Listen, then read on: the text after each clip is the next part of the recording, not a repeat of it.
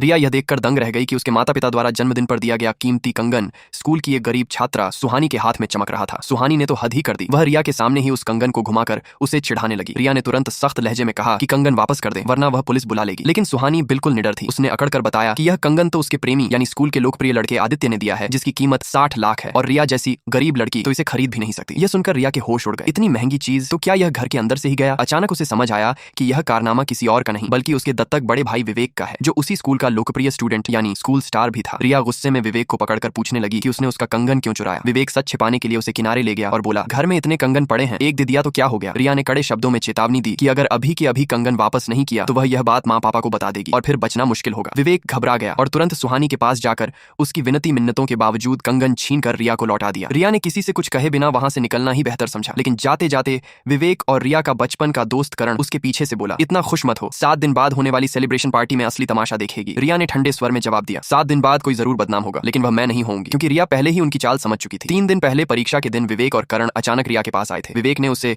Health बढ़ाने के नाम पर दूध की एक बोतल दी। रिया लेने ही वाली थी कि अचानक उसे एक रहस्यमयी संदेश दिखाई दिया, अगर तुमने यह दूध पिया तो सुहानी इसके बहाने तुम्हारे परीक्षा पत्र को देख सकेगी और तुम 7 दिनों में मानसिक रूप से कमजोर हो जाओगी। रिया डर गई। इतने में करण ने एक स्मार्ट लुकिंग बैंड रिया के हाथ में पहनाने की कोशिश की। फिर वही संदेश आया, बैंड पहनते ही सुहानी की परीक्षा में अंक तुमसे 20 ज्यादा होंगे, वह टॉपर बनेगी और तुम्हें पागल घोषित करके मानसिक अस्पताल भेज दिया जाएगा।